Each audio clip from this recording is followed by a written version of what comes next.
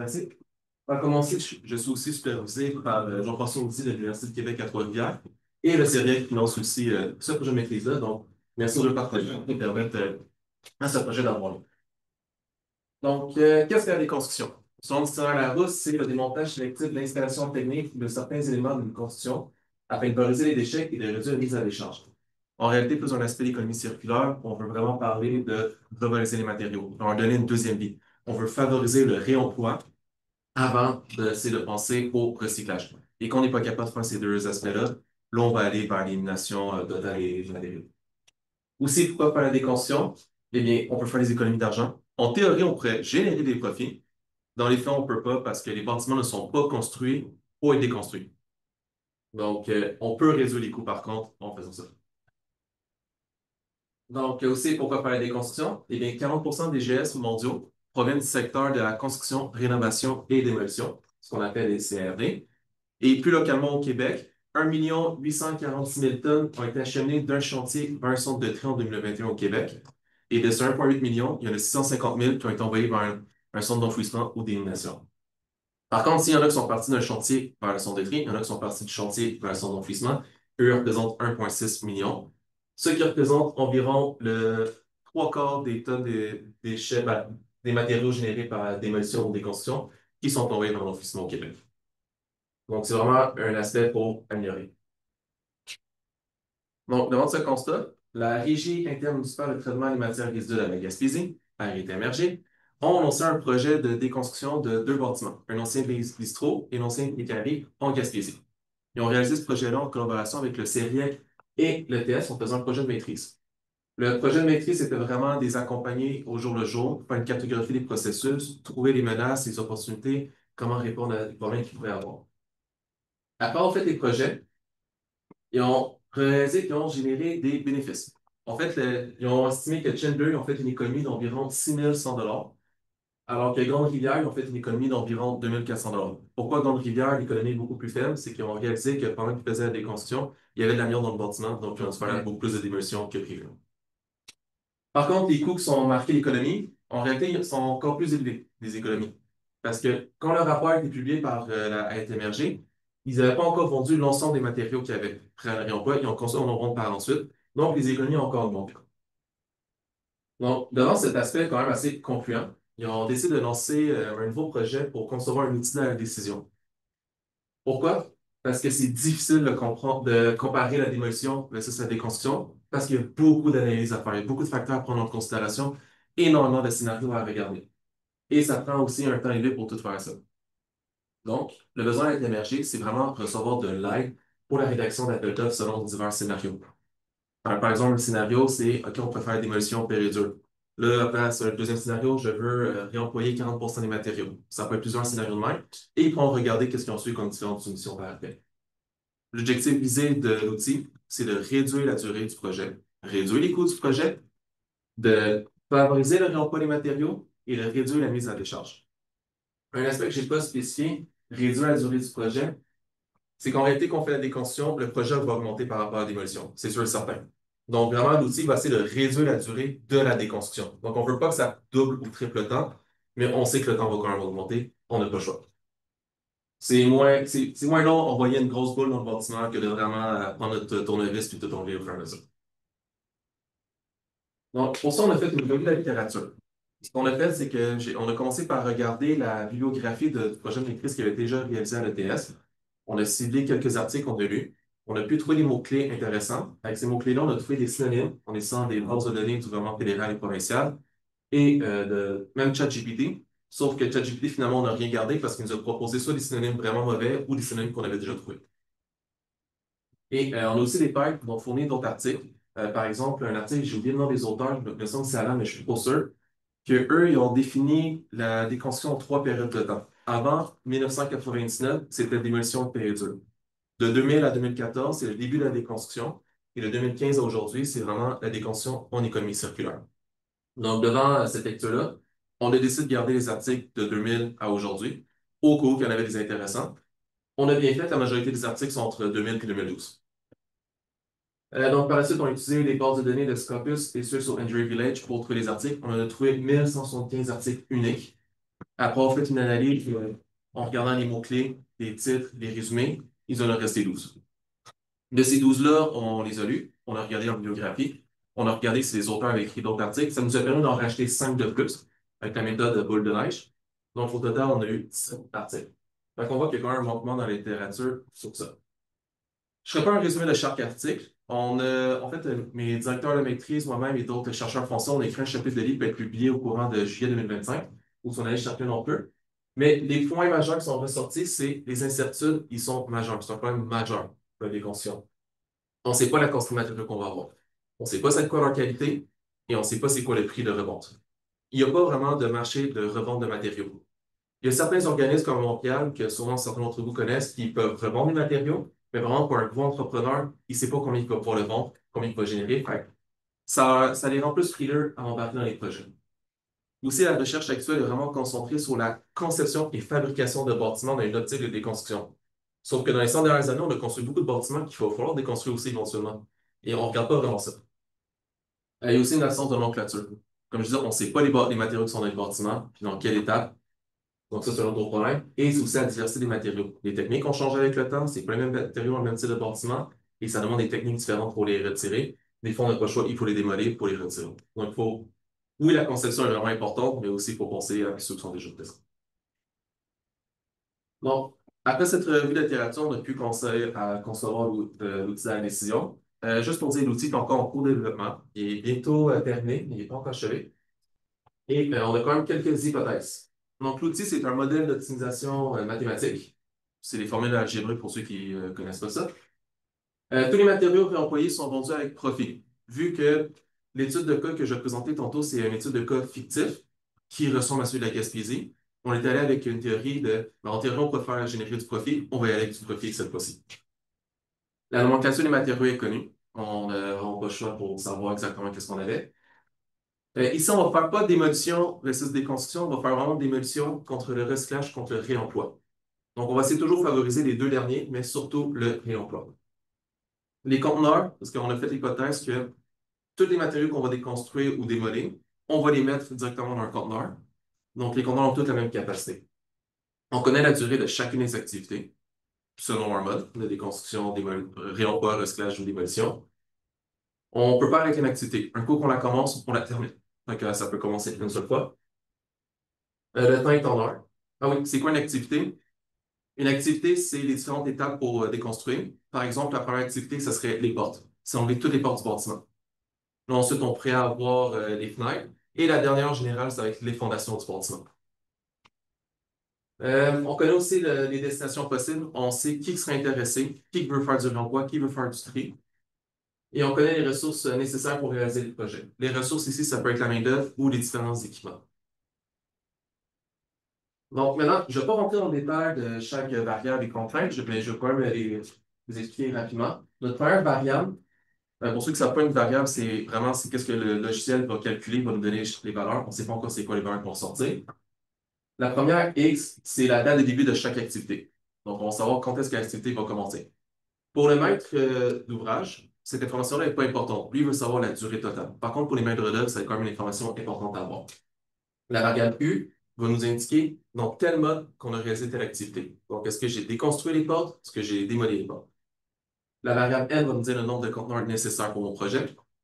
La variable B va me dire où est-ce que j'envoie mes conteneurs. Et la variable W va me dire c'est quoi les ressources que j'ai utilisées à chaque période de temps pour mon projet. Le dernier, c'est pas vraiment une variable, c'est plus un indicateur P. En fait, c'est qu'on a converti la variable X en tableau binaire. Donc, il a été utilisé vraiment avec la variable W. On essaie de regarder si on ne serait pas capable d'utiliser le modèle et la retirer éventuellement. Donc, ça, c'est les paramètres. Les paramètres, c'est les informations qu'on connaît dès le départ, qu'on sait. Je ne vais pas les lire une par une. En fait, ce que je veux surtout soulever, c'est la paramètre création. C'est ressorti dans quelques articles de littérature. Je pense 2 sur 17 de mémoire. Mais c'est vraiment un aspect qu'on a trouvé vraiment très, très, très intéressant. C'est qu'on va mettre un nombre, un seuil minimal à soit réemployer ou recycler pour l'ensemble des matériaux. Donc, on va le mettre pour chacun des modes. Démolition, ça va toujours être 0%. On veut démolir le moins possible. Et après ça, on va essayer de jouer. On va toujours, pour les demandes de notre partenaire à Énergie, on va mettre le taux de réemploi plus élevé que le recyclage, mais on peut jouer selon les différents types de projets. Et le deuxième, c'est le paramètre REM, qui va indiquer si c'est possible de recycler ou de réemployer un matériau. J'ai assisté à une conférence au CERIEC dans le mois dernier où on parlait du bardeau d'asphalte et la personne disait que le bardeau d'asphalte, on ne peut pas le réemployer. C'est vers son officement, malheureusement. Donc, ça m'a fait réaliser que j'avais vraiment besoin de ce genre de paramètres-là dans le modèle pour dire, OK, je vais quand même déconstruire mon activité, mais je vais envoyer ça à l'élimination de ce matériau-là. Les autres paramètres, c'est les coûts. Les coûts, ça peut être le salaire de la main-d'œuvre, les coûts d'enfouissement, etc. Je vais passer rapidement sur ceux-là. Maintenant, les fonctions objectives. Présentement, le modèle qui est encore en cours de conception est mon objectif. On alterne en soit la minimisation de la durée du temps ou la minimisation des coûts. Donc, les coûts, on additionne tous les coûts et on soustrait les gains générés par la revente de matériaux. La version plus complexe de cette fonction objective-là est là. Je ne rentrerai pas dans le détail, mais si vous voulez, par après, à la pause, on peut faire plaisir d'en discuter avec vous. Trop complexe. Les contraintes. Ma première contrainte, c'est qu'on doit respecter les prédécesseurs. Par exemple, je ne peux pas enlever mes fondations si je n'ai pas encore enlevé la toiture du bâtiment. Donc, il y a un ordre logique à respecter quand même. La deuxième, c'est qu'on peut juste faire un seul mode par activité. Je ne peux pas décider que je démolis la moitié des portes puis je déconstruis la moitié des portes. Sinon, c'est un ou l'autre. Aussi, la contrainte 3, c'est que quand on commence on démolit une activité, on démolit le restant. La raison, c'est qu'on pourrait abîmer les matériaux en voulant faire la démolition, puis ensuite de switcher sa déconstruction. Donc, en faisant ça, on est sûr de ne pas abîmer aucun matériau et de vraiment essayer de maximiser la déconstruction. La contrainte 4, en fait, c'est de permettre de convertir la variable X dans l'indicateur P. La contrainte 5 fait qu'on peut juste commencer une activité une seule fois. Ensuite, les contraintes 6, 7 et 8, c'est vraiment la gestion des ressources selon la disponibilité quand est-ce qu'on commence une activité.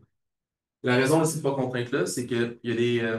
Admettons, je peux faire deux activités en même temps, sauf que les deux me demandent au total 10 employés pour être réalisés, mais j'en ai juste 2 de disponibles. Et ils vont avoir un décalage, ils ne vont pas se faire en même temps. Une des contraintes les plus importantes du modèle, selon moi, c'est la contrainte 9. La raison, c'est à cause du ratio et-réemploi. Donc, c'est vraiment, je reviens sur l'exemple de bardeau d'asphalte. Même si je déconstruis l'activité qui me le génère, il ne sera pas comptabilisé dans mon ratio de réemploi que j'ai fait. Ensuite, les contraintes 10 et 11, c'est eux qui vont calculer le nombre de conteneurs pour les déchets et pour soit recyclage et réemploi. La contrainte 12, c'est qu'il faut livrer l'ensemble des conteneurs qu'on a générés. La contrainte 13, c'est que j'ai une limite que je peux envoyer. Admettons, un chantier veut m'acheter 5 tonnes de bois, ben, je ne peux pas lui envoyer 10, il en veut juste 5 au maximum.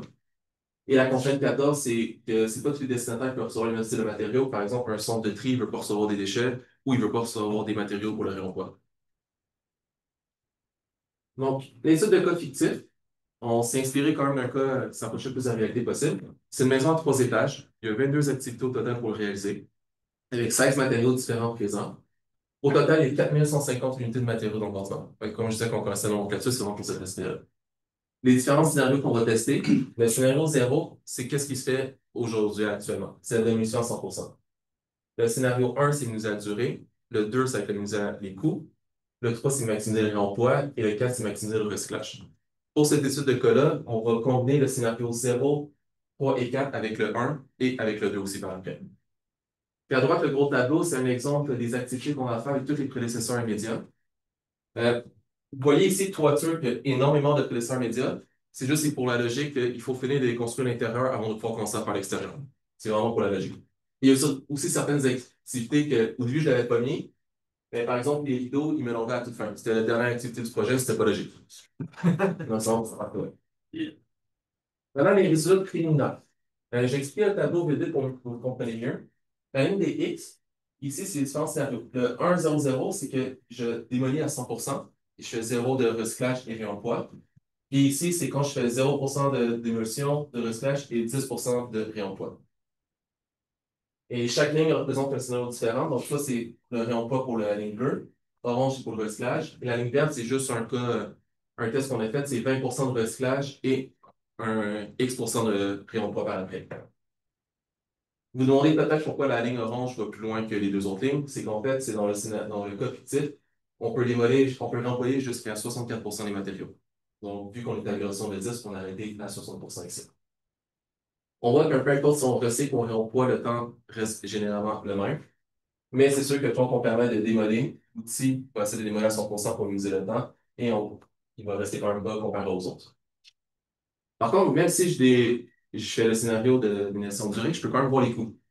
Et on voit qu'une diminution des coûts.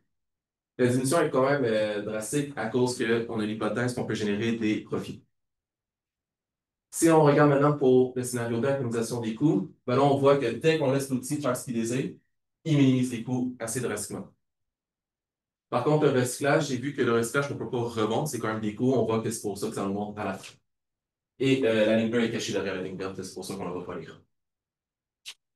Et ça aussi, c'était l'aspect si on minimisait la durée du temps, mais avec les coûts. Et pour finir, il faut régler les incertitudes. Une des premières incertitudes qu'on a remarqué qui est quand même majeure, c'est avoir un marché de revente pour les matériaux de réemploi. Pour le particulier et pour les entreprises, c'est sûr et certain. Il va falloir de la génération de rapports des gouvernements. Les idées qu'on pourrait avoir, c'est de mettre un taux minimum de déconstruction ou augmenter le taux d'enfouissement, mettre des taxes, etc. Mais il va falloir de quoi? Après ça va faire aussi un piston pour trouver les opportunités et les menaces pour convaincre le monde de plus d'embarquer. Parce que souvent, un des points que notre partenaire soulevait, c'est quand elle arrive pour présenter, les ouvriers, les entrepreneurs sont très réticents, mais un coup qu'ils ont commencé à parler, à réaliser le projet, ils sont comme, OK, on peut souvent faire un deuxième. Ils embarquent, mais il faut quand même les convaincre. Il faut vraiment surmonter les incertitudes. Donc ça serait vraiment un autre projet de maîtrise, ça serait trop complexe pour le racheter. Et c'est terminer l'outil. Le rendre multi-objectif, avoir la capacité de poids et de volume pour les conteneurs. Présentement, il y en a juste un sur deux qui se fait à chaque fois, mais c'est vraiment les deux en même temps. C'est faire une validation avec une étude de cas réel. On est en attente que le partenaire nous fournisse les données. Et c'est de mettre aussi une contrainte pour aux citoyens. C'est vraiment un aspect que la MRG désire énormément. Ça ne leur dérange pas de vendre ça moins cher à leurs citoyens, mais s'ils peuvent vendre aux citoyens, ils vont être contents, ils veulent vraiment favoriser leurs citoyens, leur région. Donc, merci de m'avoir écouté et sur les questions, on va faire directement. Ouais, je peux savoir. Merci Félix. Belle présentation. C'était super facile à comprendre. Surtout le PC. Oui. Ben, Non, non, non. en général, oui. C'était très clair. Tu as réussi à rester clair malgré la complexité, tout à fait. Question. Est-ce qu'il y a des questions? Romain, on commence par Romain. Merci pour cette super présentation. Mon père et dans le vulgarité, j'ai une question sur la notion de stockage. Est-ce qu'elle a été intégrée dans les variables de temps, de coût, de possibilité physique même de stocker? Parce que chez nous, sur un projet, entre le moment où c'est construit, où ça va repartir, il y a potentiellement une temps de stockage, voire un lieu de stockage des conteneurs. Comment c'est géré en fait dans l'étude? En fait, c'est en discussion actuellement. On regarde est-ce qu'on va le faire ou non, parce que le code a été émergé. Eux, ils ne peuvent pas faire le tri sur place. On ne peut pas enlever en même temps les clous et les planches de bois. Donc, il faut qu'ils transportent ça en dehors du chantier. Fait que pour eux, il n'y a pas besoin d'avoir de stockage sur le chantier, mais il y a d'autres cas, comme à Montréal ou Sainte-Adèle ou n'importe où ailleurs au Québec, peut-être qu'il faudra l'intégrer. Donc, on essaie aussi de rester plus au niveau stratégique et tactique. Puis on se dit, OK, si on met vraiment le stockage au jour le jour, on tombe plus vers l'organisationnel. Donc, on est vraiment en discussion, est-ce qu'on l'intègre ou non? Mais pour le moment, l'outil, il garde juste tout jusqu'à la fin puis il utilise tout d'un coup. Donc, c'est vraiment, on est en train de regarder pour ça. Daniel? Je ne connais pas grand-chose dans la construction, mais j'imagine qu'au fil du temps, il doit y avoir des tendances, la façon de construire, puis les matériaux qui sont utilisés. Est-ce qu'on ne pourrait pas avoir une espèce d'outil qui nous permette, en fait, qui permet de dire, par exemple, un bâtiment résidentiel qui a été construit en telle année, voici ce qu'on est susceptible de retrouver, puis ça pourrait nous aider peut-être à prévoir qu'est-ce qu'on peut valoriser en tant que tel. Même chose pour les bâtiments institutionnels. Tu sais, il y a des modes là-dedans, là. Oui. Ben, en fait, Recycling m'a mis en contact avec plusieurs personnes de plusieurs villes au Québec qui veulent faire des constructions, surtout du monde du municipal. Et c'est un des points que tout le monde soulève. On n'a pas de base de données qui dit c'est quoi les matériaux qui sont les bâtiments, puis les tels bâtiments vont être déconstruits quand. C'est sûr et certain que tout le monde aimerait avoir ça. Le problème, c'est qu'un coup qu'on a fini de construire, l'entrepreneur qui a construit le bâtiment, lui, il sait c'est quoi ces matériaux qu'il a utilisés. Mais ensuite, on ne garde pas l'information. Dès qu'il y a une rénovation, on ne sait pas qu'est-ce qu'on a retiré, on ne sait pas qu'est-ce qu'on a rajouté. Fait que ça complexifie encore plus, c'est vraiment l'absence de nomenclature. ça serait un des points qu'il faudrait faire. Fait que c'est une grosse recommandation. Il faudra avoir une base de données pour ça. Mais je comprends, mais pour constituer la base de données, à la base, on pourrait par exemple interroger, je sais pas, des architectes là, qui ont travaillé peut-être à la retraite, là, mais qui ont conçu quand même des bâtiments sur des longues périodes. Pour commencer, amorcer une base de données théorique, entre guillemets, puis qui devient de plus en plus alimentée par des données empiriques au fur et à mesure qu'on construit des bâtiments. Là. Je sais pas, une idée comme ça. Oui, il faudrait qu'à partir de demain, tous les nouveaux bâtiments qu'on a tous, ce soit une base de données. Puis après ça, c'est voir des personnes qui ont travaillé. Faire, OK, on sait que ce bâtiment construit des années, c'est à peu près ça qu'il y avait, puis faire des estimations. Mais oui, c'est vraiment, il faudrait que le gouvernement du Québec ou même le fédéral légifère pour ça, justement. Tu en parles avec Hortense chez nous, en fait, et Alice, parce que, tu sais, on est en contact avec le législateur, entre autres, en termes de projets qu'on a réalisés de la construction. Il y a peut-être justement ce genre de recommandations-là pourrait peut-être être plus entendues. Oui, le reste du Québec sont au courant de ça déjà. Il essaie de pousser ça. Je sais qu'ils sont d'avoir des voies supplémentaires à recycler. Oui. Bon. Exact. D'autres questions? Mathias? Il y a un point sur le stockage. C'est vrai qu'il y a le stockage opérationnel, mais après, il y a quand même le stockage de la matière. Même si tu l'as démantelé et que tu as tiré les clous, tu n'as peut-être pas quelqu'un qui va acheter ta planche ou qui va acheter. Non. Donc, il y a effectivement après le stockage, peut-être comme n'importe quelle filière industrielle, production de biens, c'est qu'il faut avoir en magasin, entre guillemets, du matériel. Oui. Donc, je pense qu'il y a cet enjeu-là. Je comprends que vous ne l'ayez pas introduit, mais je pense que ça vous réfléchir dans la chaîne normale de la matière. On l'a un petit peu intégré comme dans les coûts, on a un coût qu'on réemploie. Fait que c'est sûr que ça va coûter plus cher parce que justement, il faut retirer les clous, puis on a fait, OK, ça aussi un petit peu le stockage. Mais après ça, ça va être expédié parce que quand le chantier est terminé, il faut qu'il soit vidé. Fait que là, après ça, que ce soit une autre entreprise, un entrepôt qui le gère, ça, c'est en dehors des limites du projet. Daniel? Tantôt, tu mentionnais que le recyclage ne génère pas de revenus. Ouais. Ben, il y a des gens qui en engrangent des revenus avec le recyclage. Oui. Est-ce qu'on ne devrait pas justement ajouter dans ton périmètre les recycleurs? En fait, parce qu'eux autres vont chercher du revenu. Parce qu'ils vendent le métal, entre autres, et autres matières. Là. Donc, si on rentrait ces gens-là dans l'équation, probablement qu'on pourrait avoir un portrait peut-être un peu plus complet. Je ne sais pas. Oui, mais alors, c'est en dehors des limites du projet. Non, c'est vraiment fait. Dès qu'on envoie les matériaux recycleurs, ce qui se passe après, c'est plus notre cas. Nous, sinon, ça commence à complexifier beaucoup trop.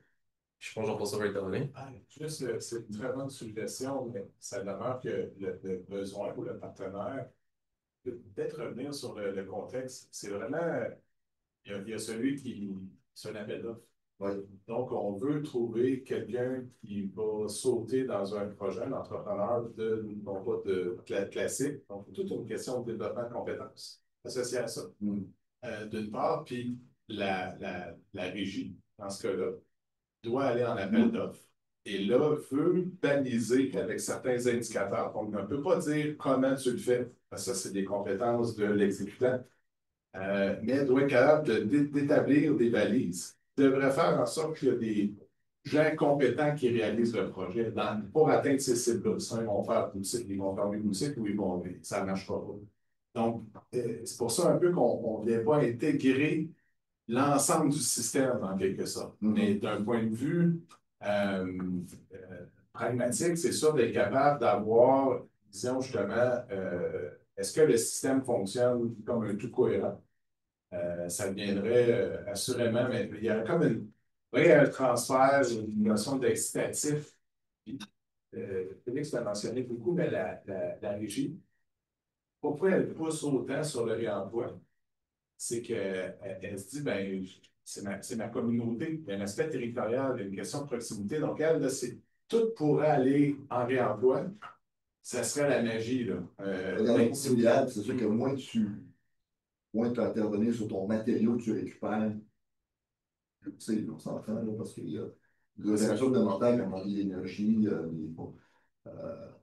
mais on voit de plus en plus d'entreprises qui s'intègrent verticalement. Fait que je me demande jusqu'à quel point, il y a par exemple des démolisseurs qui sont rendus maintenant des constructeurs, qui font le tri à la source, puis qui font des alliances ou qui achètent des entreprises éventuellement pour recycler. Donc, il va y avoir des régulations radicales qui vont se faire, j'imagine, dans le. C'est justement ce point-là d'être capable de, tu sais, dans l'appel d'offres, je ne crois pas, a priori, qu'il pourrait imposer certains clients, a priori, là, ça va là, mais d'être capable de dire, écoute, celui qui va soumissionner, pour être compétitif, il a fait cette logique-là d'intégration verticale, parce que dans le fond, c'est des filiales, ou je ne sais comment ça peut être organisé, mais il arrive avec un prix et il rentre dans les critères. Parce qu'évidemment, il faut éviter qu'il y ait des gens qui ramassent ces contrats-là, qui fassent un peu n'importe quoi. Il faut qu'il y ait des pénalités, parce qu'il y a la question d'équité aussi par rapport aux autres.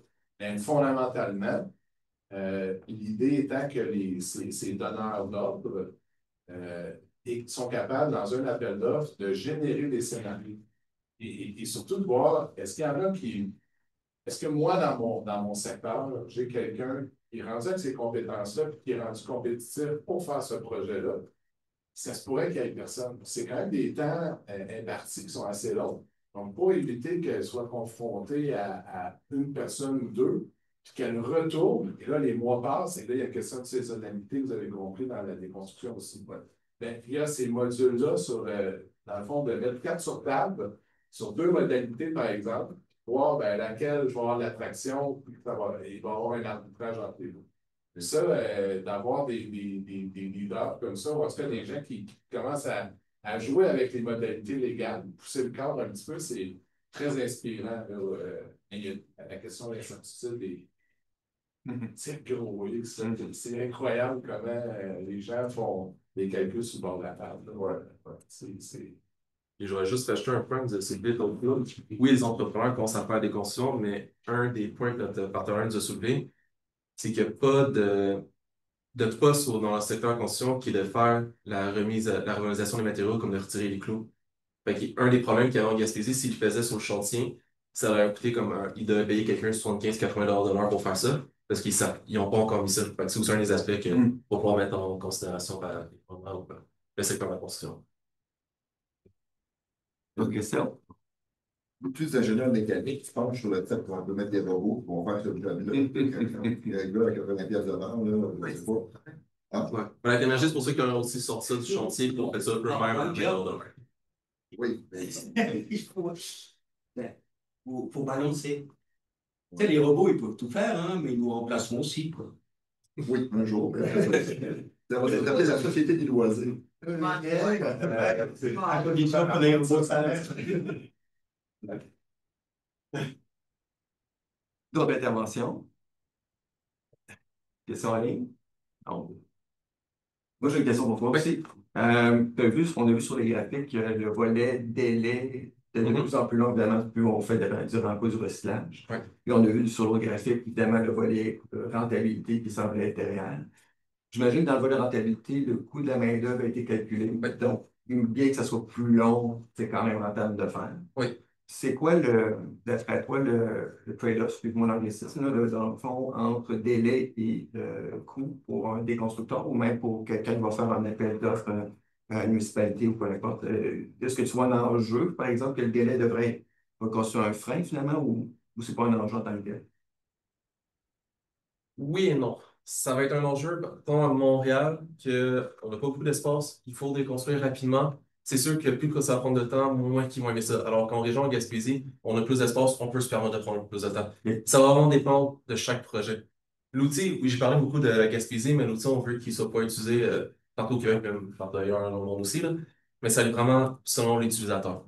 Ça va être le maître d'ouvrage qui va choisir ça. Puis le délai qu'on peut constituer dans certains cas un frein. Ça peut être la saisonnalité aussi. Quand l'hiver arrive, j'imagine que c'est difficile de les construire. On va pas commencer un projet fin septembre, Non, on va c'est ça. prendre Est-ce qu'il y aurait moyen, selon toi, d'optimiser ces délais-là, de raccourcir les délais, d'améliorer les processus, les procédés? La pratique. Vraiment juste le faire. Présentement, en Gaspésie, ça a pris beaucoup de temps parce que le monde ne savait pas quoi faire. Il y a des journées que le contremaître n'était pas là, fait que les ouvriers ne savaient pas quoi faire. Fait qu'ils perdaient leur temps sur le chantier.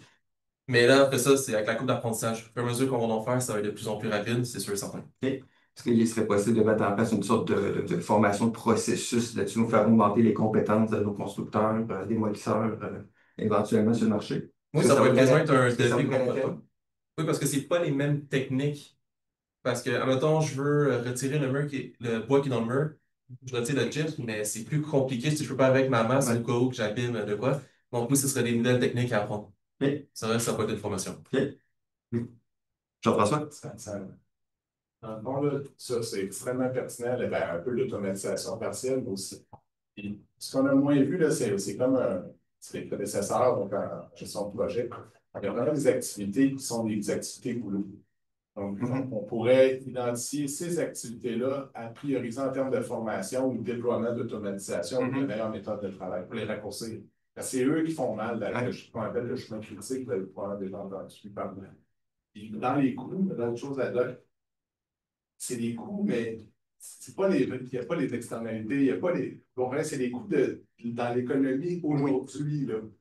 Et en réalité, c'est pour ça un peu la vocation de ces régies-là, avec les CA, etc., de dire on veut pousser vers le réemploi parce que les municipalités, fait qu'ils ont cette fibre-là, si je peux m'exprimer comme ça, qui ne percole pas des fois dans l'entreprise privée autant de façon réelle.